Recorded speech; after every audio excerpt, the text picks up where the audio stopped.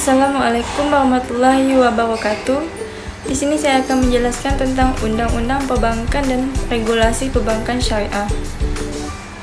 Kita langsung ke pembahasan. Pembahasan yang pertama, Undang-Undang dan Dasar Hukum Perbankan. Pembahasan yang kedua, Regulasi Perbankan Syariah. Langsung ke pembahasan yang pertama, yaitu Undang-Undang dan Dasar Hukum Perbankan. Apa itu undang-undang?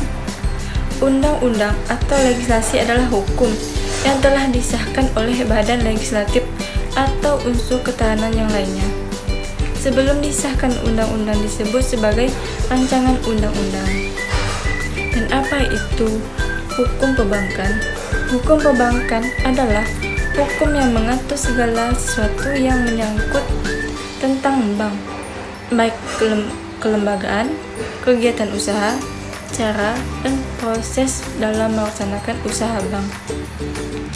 Bank merupakan salah satu lembaga keuangan yang fungsi utamanya sebagai penghimpun dan menyalur dana masyarakat.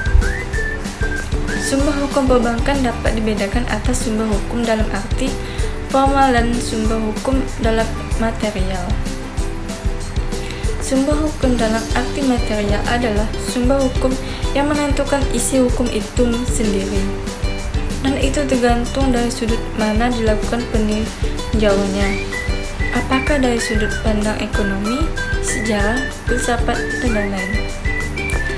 Adapun hukum dalam arti formal adalah tempat ditemukan ketentuan hukum dan perundang-undang atau tertulis yang mengatur mengenai perbankan.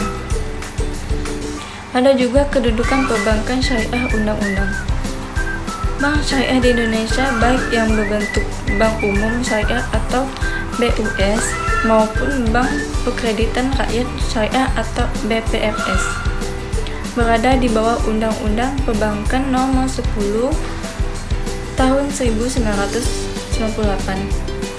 Operasi perbankan dengan prinsip syariah sepenuhnya diakomodasi oleh undang-undang. Bank Syariah di Indonesia dapat melakukan transaksi berdasarkan titipan, pinjaman, bagi hasil, jual beli, sewa, dan prinsip lainnya yang dibolehkan merupakan syariah. Dengan demikian, Bank Syariah di Indonesia merupakan bank universal yang dapat berusaha sebagai consumer banking, information banking, market banking, leasing company, investment agent, dan sebagai lembaga amil zakat, infak, dan sedekah. Dan ada juga kedudukan Dewan Syariah. Otoritas syariah tertinggi di Indonesia berada pada Dewan Syariah Nasional Majelis Ulama Indonesia atau disingkat DCN MUI, yang merupakan lembaga independen dalam mengeluarkan fatwa yang berhubungan dengan semua masalah syariat agama Islam, baik ibadah maupun muamalah, termasuk masalah ekonomi, keuangan, dan perbankan. Tugas DCN MUI di bidang keuangan dan perbankan pada prinsipnya tidak berbeda dengan tugas NSAC Malaysia, yang merupakan satu-satunya badan otoritas yang memberikan saran kepada institusi terkait. Bank Indonesia Departemen Keuangan atau Departemen berkaitan dengan operasi perbankan syariah atau lembaga keuangan syariah lainnya, mengoordinasi isu-isu syariah tentang keuangan dan perbankan syariah, dan menganalisis dan mengevaluasi aspek-aspek syariah dari skim atau produk baru yang diajukan oleh institusi perbankan dan lembaga keuangan syariah lainnya. Kita langsung masuk ke pembahasan yang kedua, yaitu regulasi perbankan syariah.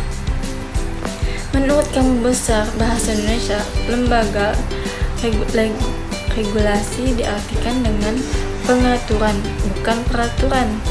Hal ini merujuk pada kewenangan regulasi sebagai tolak ukur keteraturan dan bukan peraturan itu sendiri. Regulasi perbankan di Indonesia dilakukan lewat penetapan undang-undang tentang perbankan. Tujuan regulasi perbankan sendiri ialah melindungi industri perbankan dalam menghadapi risiko yang pada akhirnya juga berarti melindungi nasabah dan perekonomian dari kegagalan proses dan prosedur yang berdampak pada sistem keuangan secara keseluruhannya. Baiklah, cukup sampai di sini penjelasan saya. Jika ada kata-kata yang salah, mohon maaf sebesar-besarnya. Dan saya akhiri, wassalamualaikum warahmatullahi wabarakatuh.